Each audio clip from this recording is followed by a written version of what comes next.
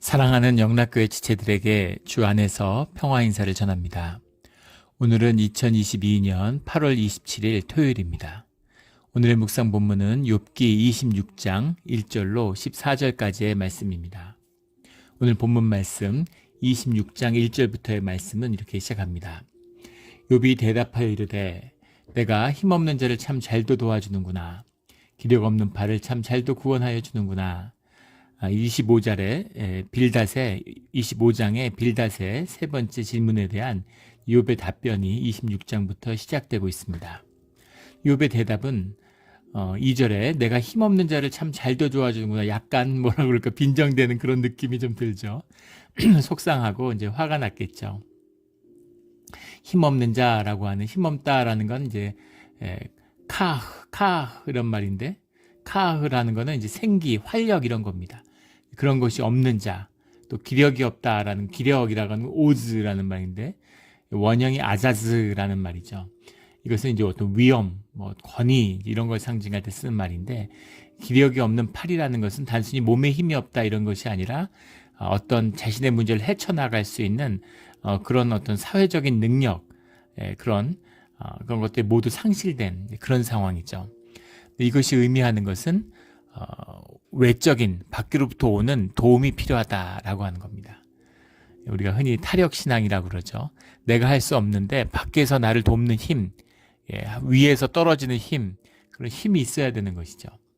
내 내적인 힘, 기력, 활기, 의욕 이런 것도 다 잃었고 건강을 잃었으니까 그렇다고 내가 무슨 파워가 있어서 권위가 있어서 영향력이 있어서 이런 것도 아무것도 없다는 거죠.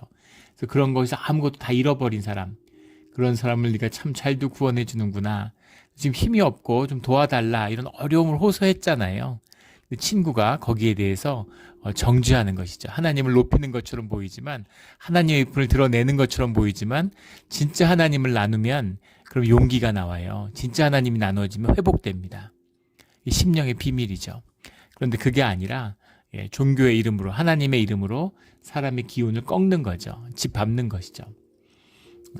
그래서 그런 좌절을 경험하는 그런 절망의 호소인 거죠. 참 잘도 구원하여 주는구나. 네가 이게 구원이냐, 이게 내 도움이냐, 이런 도움도 안 되고 도와주지도 않는구나. 이런 걸 호소하고 있는 것입니다. 3절에 지혜 없는 자를 참 잘도 가르치는구나. 지혜 없는 자라는 지혜라고 하는 것은 이제 너무나 잘 알고 있는 우리가 익숙한 호크마라는 말이죠. 유대인들은 이 호크마라는 것, 지혜의 전통 굉장히 중요한 이 유대 정신의 유대 사상의 핵심입니다. 근데 호크마라고 하는 것은 이제 하나님의 관계성을 의미하는 거죠.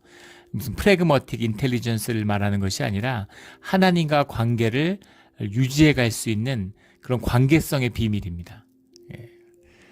지켜야 할 것, 어떻게 하면 관계를 잘 유지시켜 줄 수 있는지 그런 지혜가 이제 호크마죠. 호크마, 지혜 없는 자를 참 잘도 가르치는구나.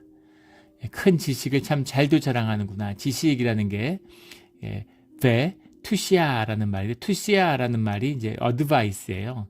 그래서 큰 지식 이렇게 해석을 했는데 큰 지식을 참 잘도 자랑하는구나 이렇게 해석했는데 큰 지식이 아니라 원문은 베투시아 라바브 이런 뜻입니다. 라바브라는 말이 정확히 단어 뜻은 기억이 안 나는데 라브 이게 to many예요. 그러니까 advice to many입니다. 참 많은 것에 코치를 해주는구나 이런 뜻이에요. 참 잔소리가 많구나 이런 얘기입니다. 정말 그 세세한 것에 많은 이야기를 하는구나. 큰 지식이라기보다는 왜 이렇게 구구절절이 잔소리가 많으냐 이게 더 정확한 해석이 될 것 같습니다. 4절에 내가 누구를 향하여 말하느냐 누구의 정신이 내게서 나왔느냐 니슈마트라는 말이죠. 정신이라는 것은 호흡, 영을 말하는 겁니다. 누구의 영이 내게서 나왔느냐라는 말은 네가 하는 말이 정말 성령의 인도하심이냐 이게 성령의 말씀이냐 이 네 얘기 아니냐 이런 얘기죠. 성령의 말씀이 아니다라는 얘기입니다. 답답함과 비통함의 호소죠. 내가 정말 힘들고 너무 어려운데 주님 안에서 이런 어려움이 있다. 그런 이야기를 했을 때 위로의 말을 기대하는 것이죠. 공감을 호소하는 것이죠. 그런데 하나님은 높으신 분이고 죄진 자들을 용서치 않으시고 이런 얘기 하니까 결국 네가 죄인이다. 또는 네가 너한테 무슨 관심이니? 하나님은 지대하고 높으신 분인데 뭐 어쩌라는 겁니까? 그런 이야기가 아닌 것이죠. 정말 하나님의 깊은 위로, 애통함, 하나님의 아파하는 마음을 아는 자가 그 마음의 그 아픔으로 다른 사람의 아픔을 아파하는 것입니다. 이것이 하나 되는 비밀이고, 이게 십자가의 비밀이고, 이게 신앙의 비밀이고, 이게 교회의 비밀이에요. 같이 깊이 아파하는 거죠. 이 아픔이 없으면 사람이 결국 남한테 상처받게 되지 않아요. 예전에 그런 고백을 들은 적이 있어요. 한 자매가 아버지를 잃었습니다. 아버지를 잃었는데 교회에서 다른 자매가 아버지하고 막 이렇게 정답게 이야기하는 모습을 보고서 굉장히 그게 상처가 되더라는 거예요. 예. 말이 안 되죠. 예. 남이 모녀지간이 부녀지간이 정다운 걸 보고 왜 제가 상처를 받아요? 네 마음이 병든 거지. 네 마음이 이상한 거지. 그렇죠. 그런데 그게 사람의 마음입니다. 예. 그 둘이 막 아빠가 없는데 아빠 있는 애가 막 이렇게 서로 상처 주려고 한 게 아니잖아요. 무슨 나쁜 뜻이 있는 것도 아니고 상처 받는 것도 몰랐죠. 그런데 그렇게 남들이 다정한 그 부녀 관계를 보면서 깊은 아픔을 느끼는 거예요. 이게 사람의 아픔입니다. 그런데 누가 누구를 위로해 줄 수 있겠습니까? 그 위로를 주는 마음, 위로의 존재가 되는 비밀, 그게 성령의 비밀이고 십자가의 비밀인 거죠. 예수님의 비밀입니다. 예수님을 만나면 깊은 위로가 되는 거죠. 예수님의 그 아픔이 십자가의 못자국이 내 모든 상처에 대한 치유와 회복의 위로가 되는 것입니다.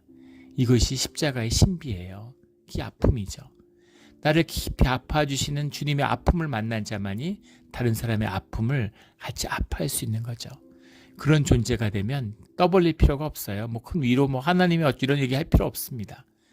예, 아픈 환우가 있는데 가서 옆에 앉아 있으면 위로가 되는 거죠. 그것이 주님이 우리를 인도하시는, 환난 가운데 인도하시는 깊은 뜻이죠. 이 기쁨입니다. 이 아픔이에요. 예전에 전도사로 사역하시는 권사님이 계신데 그 권사님이 일찍이 남편을 잃고 여러 가지 어려움들을 많이 겪으신 분이죠. 근데 그 안에서 그 안에 신앙의 꽃과 열매를 피운 겁니다. 예. 그 온유함이 있고 자애가 넘치는 거죠. 근데 이제 권사님이 가셔가지고 그냥 가만히 있으면 사람들이 옆에 앉아 있으면 눈물이 터지는 거예요. 손을 꼭 잡아주면 그러면 깊은 위로가 되는 거죠. 예, 이 비밀입니다. 가서 하나님이 어떻고 막 이걸 떠벌리고 찬송하고 그런다고 해서 위로가 되는 게 아니, 더 상처되죠. 그 깊은 비밀. 예, 이것이 우리가 만나는 성령의 임재입니다. 예. 너가 하는 이야기, 너의 모든 말은 성령의 것이 아니구나라는 욥이 친구 빌닷에 대한 대답인 것이죠. 주님의 십자가를 만나서 어느 자리에 있거나 깊은 공감과 위로의, 치유의 주님의 자녀로서 치유자가 되는 우리 모두가 되기를 주의 이름으로 축원합니다. 5절에 죽은 자들의 영들이 물밑에서 떨며 물에 사는 것들도 그러하도다. 이게 지금 욥기가 우리 여러 번 이런 모습들이 나오는데 굉장히 문학적으로 시적인 고백들이 이어지다 보니까 이걸 문학적으로 이제 해석하다 보니까는 여러 가지 의역들이 많이 있습니다. 예. 여러 가지 해석들인데 죽은 자들의 영들이라고 하는 이 표현도 사실 하레파임이라는 말입니다. 하레파임인데 이걸 왜 죽은 자들의 영들이라고 해석했을까? 그 레파임이란 말이죠. 하라는 건 정관사니까 레파임이라는 말이 라파라는 말에서 왔어요. 원형이 라파입니다. 라파라는 말이 이제 영어로 하면 sink, relax, melt 이런 거죠. 깔아앉고 녹는 것이에요.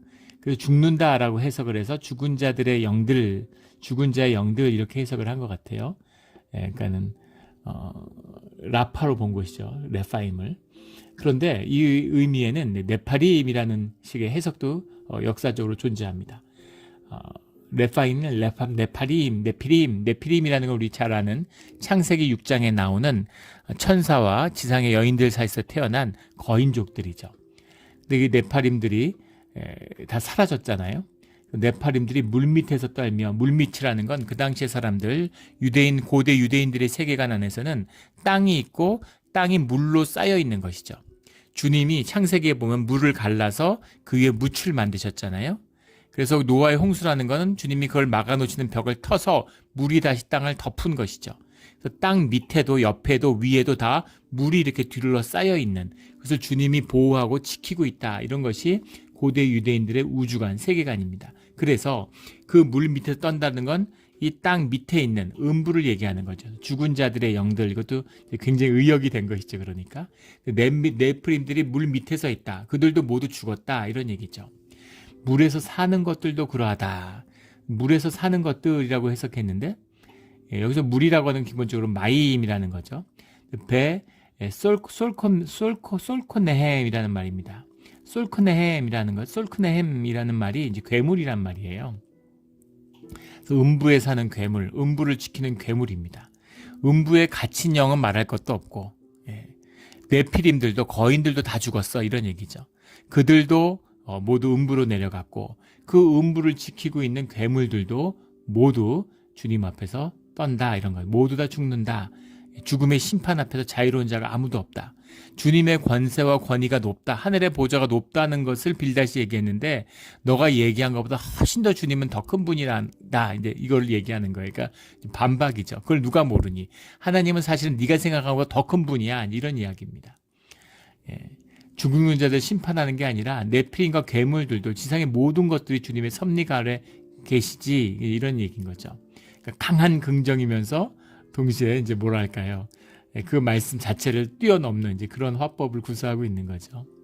6절에 하나님 앞에서는 수월도 벗은 몸으로 드러나며 멸망도 가림이 없습니다. 수월의 그 우리가 알 수 없는 죽음의 세계, 그 이 죽음 너머의 세계, 빅뱅 이론이 나오고 우주가 팽창하고 있다라고는 인플레이션 이론이 이제 우주론에 대한 정설로 받아들여지고 있죠. 근데 지구가 팽창하고 있다면 지구의 팽창하는 속도가 당연하겠지만 점점 느려져야 되죠. 야구공을 던지면 초속보다 종속이 느리잖아요. 당연한 얘기 아니겠습니까? 공기의 저항이 있으니까. 그래서 이 우주가 팽창한다면 팽창하는 속도가 점점 늦어져야 정상이죠. 그런데 우리가 그 거대한 그 만원경을 80년대 우주에 띄워서 우주를 관측하다 보니까 놀라운 사실을 알게 됐죠. 그 증가하는 속도가 점점 더 빨라지고 있다는 거예요. 이 말이 안 되는 거잖아요. 점점 늦어져야 되는데 점점 더 빨라져요. 우주의 끝을 우리는 영원히 볼 수 없을 것이다, 이렇게 이야기하죠. 빛보다 더 빨리 확장하고 있으니까. 빛보다 빠른 건 없는데 어떻게 빛보다 빨리 확장할까? 공간이 팽창하고 있는 거죠. 우리 축지법 이런 것처럼 똑같은 속도로 걷는데 땅을 좁히고 넓히는 것 같이 공간이 확장하고 있는 거예요. 빛의 속도보다 더 빨리 우주가 확장하고 있다는 걸 관측의 결과로서 알고 있는 거죠. 그럼 도대체 그걸 밀어내는 힘은 뭐냐? 거기서 나온 의문의 답이 다크 물질이라고 하는 겁니다. 암흑 물질. 암흑 물질이라는 게 우주에 있고 그것이 우주의 95%를 차지하고 있다. 그래야 말이 되는 거죠. 그래야 현상을 설명할 수 있는 겁니다. 그런데 또 최근에는 거기에 대한 논란과 논박도 많아요. 그것이 이론의 부재를 끼워 맞춘 것이지, 그 이론은 부정되기 어렵겠죠. 관측될 수가 없으니까. 그래서 뭐 암흑물질에 대한 여러 가지 견해들이 있는데, 암흑물질이라는 건 없다, 그거는 이론이 잘못된 것이다, 뭐 이런 여러 가지 논박들도 많이 있습니다. 없다면 무슨 뭐 뉴턴의 이론을 수정하기만 해도 얼마든지 설명할 수 있는 것인데 이론에 대한 이해 부족 때문에 그렇게 된 거다, 뭐 이런 얘기를 하는데, 다크 물질이 있다고 해야 그래야 뭔가 설명이 되는 거죠. 엘리베이터가 아무것도 없는데 평소 사람이 평소 내려가는 속도보다 5배 빨리 내려간다. 그럼 뭔가 보이진 않지만 5배 무거운 질량이 있겠지라는 가정이 성립되는 것과 같은 것이죠. 그런데 알 수가 없어요. 정확히 얘기하면 모르는 겁니다. 영원히 모를 수도 있죠. 그것이 신비예요. 신비의 세계입니다. 그런데 그것을 우리가 인정해야죠. 그런데 우리만 모르는 것이지 하나님은 아시겠죠. 창조주신 주님은 그 모든 것을, 전지전능한 주님은 모든 걸 아시겠죠. 뭐 그것뿐이겠습니까? 신비와 궁금한 게 한두 가지가 아니죠. 천국에 가서 주님을 만나면 그런 익사이팅한 게 있을 것 같아요. 그동안 몰랐던 걸 다 알게 되는 그런 기쁨이 있지 않을까 하는 기대도 해봅니다. 그런 거죠. 주님은 아신다는 겁니다. 수월도 멸망도 주님이 다 안다. 벗은 몸으로 하는 건 다 드러낸다는 거죠. 모든 걸 주님은 다 알고 계시는 분이야. 그 신비를 주님은 다 아셔. 그러니까 주님을 만나면 우리 고난의 비밀도 당연히 알게 되겠지라는 뜻이 들어있는 것이죠.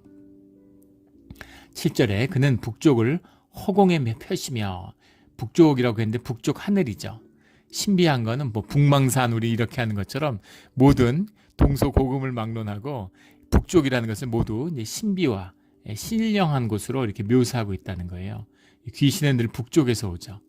그래서 우리 서울도 사대문이 있는데 북문은 늘 닫아놓는 것이죠. 그러다 역병이 돌거나 문제가 생기면 귀신이 한양 성내에 들어올 수 있도록 문을 여는 거죠. 신기하게도 이 북쪽 하늘이라는 건 어느 문 하나 그걸 다 가지고 있어요. 그 죽은 영들이 물 밑에서 떨며 물에 사는 것들도 그러하도다. 그러니까 그 모든 그는 북쪽의 허공을 펴시며 땅을 아무 곳에도 없는 곳에 매다시며, 아무것도 없는 곳이라는 것이 알벨리 마흐죠. 벨리라는 게 nothing, 우리 여러 번 나누었던 단어죠. 구약에 많이 나는 벨리알이라는 게 의미 없는 자들, 주님의 자녀가 아닌 자들, 세상에 속한 자들을 구약에서는 벨리알이라고 하잖아요. 그 벨리입니다. nothing, 아무것도 아닌 자들. 알이라는 건 무엇에, 그러니까 알벨리 마흐, 알벨리 마라는 건 이제 뭐 무엇 하는 것, what is 이런 거죠. 그 영어로 하면 on nothing, what is 이런 거예요. 아무것도 아닌 곳에, 그러니까 텅 빈 곳에 허공에다가 그 물을 매달고 땅을 매다는 분, 하늘을 여는 분이 주님이시다. 상상할 수 없는 분이다. 이런 뜻이죠. 8절에 물을 빽빽한 구름에 싸시나 그 밑에 구름이 찢어지지 아니하느니라. 이건 무슨 표현이냐면 비가 막 내려서 홍수가 지잖아요. 최근에 여름에 막 장마가 와서 강남역이 침수된 게 세계적으로 화제가 됐죠. 강남이 워낙 이제 세계적으로 유명해지고 알려지니까 강남역에 침수된, 이번에 이제 한국에 방문할 때 저희 큰애가 같이 갔는데 큰애 친구들이 한국에 여러 명이 놀러 왔어요. 그 중에 한 친구는 이제 저희 그 어머니 집에 같이 머물기도 했는데 또 주변에 호텔을 얻어놓고 친구들이 있는 것이죠. 친구들이 이제 한국에 너무 가고 싶은 거예요. 한류가 세계를 휩쓰니까 한국에 가고 싶은데 이제 친구가 있으니까 그 겸에 같이 온 거죠. 근데 그 친구들이 처음에 오면 어디 가고 싶냐 그러니까 다 강남을 보러 가고 싶다는 거예요. 강남이 워낙 유명해진 거죠. 근데 딱히 뭐 강남에 볼 게 뭐가 있습니까? 강남 나가봐야 뭐 어디 딱히 뭘 구경하겠어요. 근데 강남이 침수됐다고 하니까 비가 시간당 100mm가 오니까 완전히 침수돼 버리는 거죠. 그래서 그 자동차가 둥둥 떠다니는데 한 남자가 침착하게 차 위에 앉아서 노트북인지 책인지 뭔가를 이렇게 열어서 보는 모습이 또 세계적으로 화제가 돼서 강남의 현인으로, 와이즈맨으로 이렇게 알려지기도 하고 그런 것처럼 이 자연의 신비, 놀라운 신비인데 그 물을 구름이 싸시나라는 건 이 고대 이스라엘 사람들이 구름을 보자기 같이 그 위에 물을 싸고 있다고 보시는 거죠. 구름이 물이 떨어지지 않도록 막고 있다고 보는 겁니다. 근데 그 구름이 찢어지지 않고 그 많은 물이 하늘에 있는데 주님이 그 구름을 여시면 물이 쏟아져 내리는 거죠. 그런 세계관이 담겨 있는 겁니다. 9절에 그는 보름달을 가리시고 자기의 구름을 그 위에 펴시며, 이것도 이제 완전한 의역인데 왜 이렇게 바꿨는지 모르겠어요. 예전에 있던 것은 이제 보좌라고 하늘의 보좌였나요? 뭐 그런 뜻이었던 것 같은데 개역 한글에서는 퍼네 키세흐라는 말입니다. 퍼네라는 것이 이제 얼굴, 페이스죠. 파님이라는 말. 퍼네 얼굴입니다. 너무나 유명한 그 창세기 30장인가요? 32장인가요? 그 야곱이 하나님을 만났을 때, 그 씨름을 할 때, 분이엘이잖아요. 분이라는 게 이 퍼니에서 온 거예요. 분이엘, 하나님을 얼굴 이런 뜻이죠. 파니멜, 파님, 하나님의 얼굴을 내가 만났다. face to face 이런 얼굴이죠. 하나님의 얼굴과 내 얼굴을 맞닿았다. 이런 의미예요. 퍼네라고 하는 말이 face라는 말입니다. 키세라고 하는 것이 내 뜨러운 보좌 이런 거죠. 보좌를, 하늘의 보좌를 가렸다. 이렇게 해석이 되어 있었는데 이걸 보름달로 가린 것은 왜 이걸 뜬금없이 보름달이라고 했을까? 키세를 캐세로 본 거죠. 캐세로 보는 예전에 해석도 있었습니다. 근데 이거는 좀 의역이에요. 있는 걸 그대로 직역을 해야죠. 캐세라는 게 문입니다. 키세와 캐세가 이제 알파벳 하나 차이니까 이걸 문이라고 봐서 보름달을 가리시고 자기의 구름을 그 위에 펴시며 이렇게 했는데, 문맥을 보면 하늘 보좌로, 하늘 보좌가 사람들의 그 경계 밖에 있다라고 하는 그런 의미로 해석하는 것이 더 맞지 않을까. 가능한 문자적으로 보는 것이 맞죠. 있는 그대로 의역을 하면은 오해가 많기 때문에 그렇습니다. 10절에 수면의 경계에 그으시니 빛과 어둠이 함께 끝나는 곳이니라. 빛과 어둠이 끝나는 곳. 이 땅이 있고 그 끝에 물이 이렇게 둘러싸고 있다고 믿었기 때문에 바다 끝에 가면 떨어져 죽는다고 생각한 거죠. 그곳에 빛과 어둠이 끝나는, 이것은 빛과 어둠이 끝나니까 시간적인 의미 같이 보이지만 사실은 공간적인 의미입니다. 그 너머에 빛과 어둠이 끝나는 그런 공간의 끝이 있다. 그 너머의 세계가 있다. 라는 것이 그 당시에 이제 고대 유대인들의 세계관이었던 것이죠. 그 세계관 가운데서 주님을 설명하는 것이죠. 물론 지금 보면 이것이 맞지 않는 것 같지만 사실 지금도 마찬가지죠. 사람들이 이해하는 그 세계관, 세계, 그 밖에 주님이 계시는 거죠. 우리는 지금 4차원 물리학자들이 얘기하는, 우리가 흔히 얘기하는 3차원의 시공간에 갇혀 있으니까 이 현상이 다라고 생각하지만 물리학자들은 누구나 11차원까지 있다는 건 다 인정합니다. 학자들 가운데 뭐 13차원이 있다, 19차원이 있다 그러는데 11차원이 있어야지만이 물리적 관측으로 현재의 존재를 증명할 수 있는 거죠. 도대체 11차원은 어떤 차원이야? 모르죠. 우리가 지각을 할 수 없는 차원입니다. 수학적으로만, 논리적으로만 존재하는 공간이죠. 그렇죠. 우리가 5차원만 돼도 잘 감이 안 오는데 11차원은 어떻게 알겠어요? 그러나 그런 차원이 있다는 것을 수학적으로는 설명하는 거죠. 어떻게 이렇게 좋은 머리를 주셨을까요? 왜 이렇게 좋은 두뇌를 주셨을까요? 인간의 인지혁명으로 뭐 2발로 걸었기 때문에 뭐 구운 음식을 먹어서 머리가 좋아졌다는 말 같지도 않은 소리죠. 그거는 마치 어떤 물리학자가, 그리고 과학자가 그런 비유를 들었는데, 쓰레기통에 200만 년 동안 폭풍우가 불었더니만 슈퍼컴퓨터가 조립되어 있더라, 우연히. 이런 것과 똑같은 얘기라고. 물론 가능성이 제로는 아니지만 말도 안 되는 소리인 거죠. 11차원을 이해하는 두뇌, 이게 인간한테 왜 필요합니까? 이 두뇌를 왜 주셨겠어요? 주님을 알고 주님과 교제하기 위해서 필요한 것이지. 영을 담아야 되니까. 인간 뇌 몸의 에너지의 25%를 뇌가 쓴다는 거 아니에요? 뇌가 하도 에너지를 많이 써서 근육을 발전시키지 못했다는 겁니다.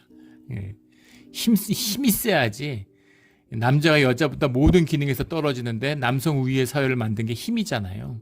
근육이 여자들보다 한 30% 많은 그 힘으로 이렇게 떵떵거리고 살았는데, 그런데 힘센 유인원들을 다 제끼고 네안데르탈인 이런 걸 사피엔스가 이길 수 있었던 것, 그것은 힘이 아니라 뇌인 거죠.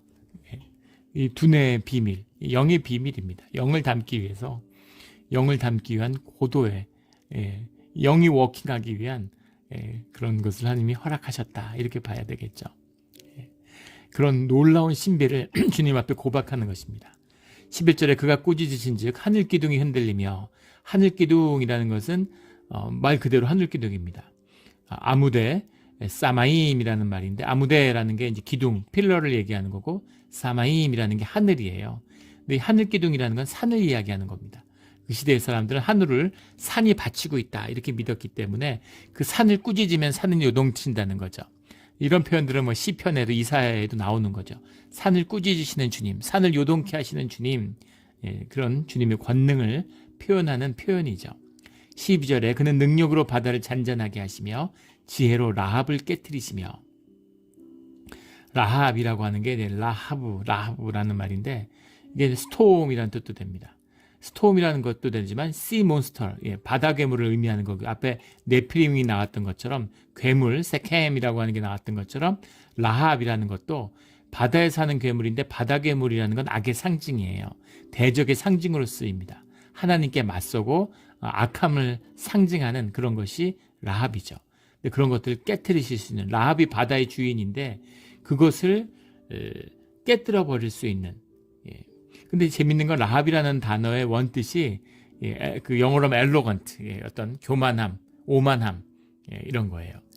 이것이 대적의 본질입니다. 주님이 오만한 걸 싫어하시죠. 천사가 교만함 때문에 마귀로 내려앉았잖아요. 주님께 맞서는, 주님의 주권을 인정하지 않고, 이게 우리 에고잖아요. 내 삶은 내 거고 내 맘대로 한다. 이게 악인 것입니다. 이게 악의 본질이에요. 이게 대적인 겁니다. 근데 그걸 다루실 수 있는 분이 주님이시다라는 거죠. 주님이 세상의 주인이다라는 거죠. 이것이 사람들이 생각하는 하나님의 비밀이에요. 근데 예수님이 오셔서 바다를 잠잠케 하셨죠. 주님의 능력이 그보다 더 크시겠죠. 말해 뭐 하겠습니까?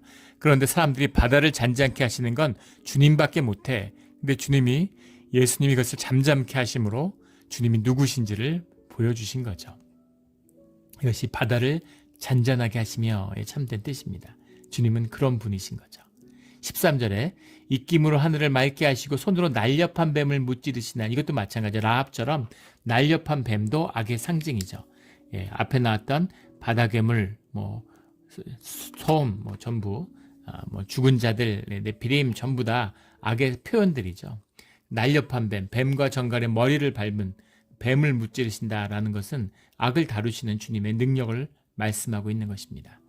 14절에 보라, 이런 것들은 그의 행사의 단편일 뿐이요 우리가 그에게서 들은 것도 속삭이는 소리일 뿐이니 그의 큰 능력의 우레소리를 누가 능히 헤아리랴.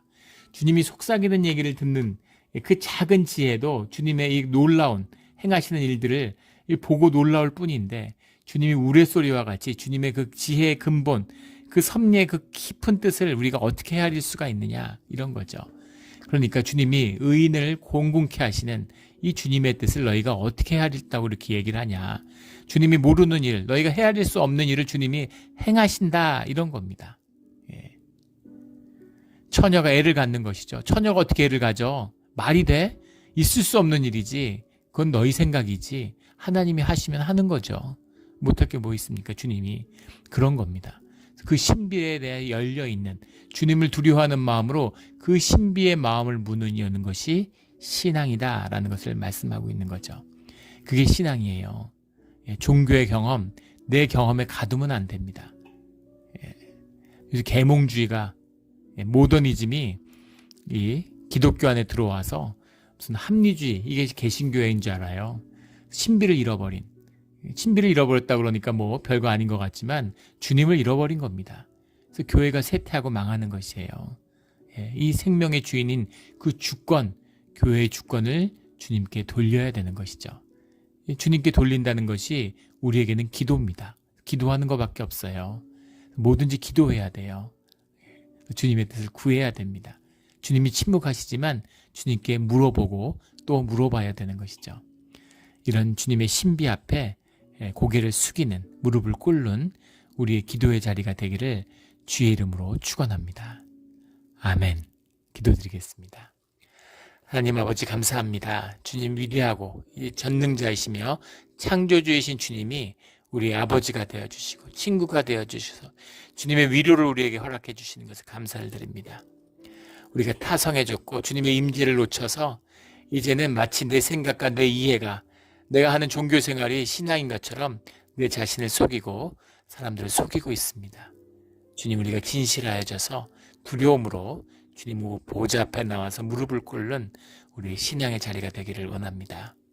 감사합니다. 오늘 하루를 주님께 맡기며 주님의 뜻에 따라 살겠습니다. 감사하며 예수 그리스도 이름으로 기도드렸습니다. 아멘.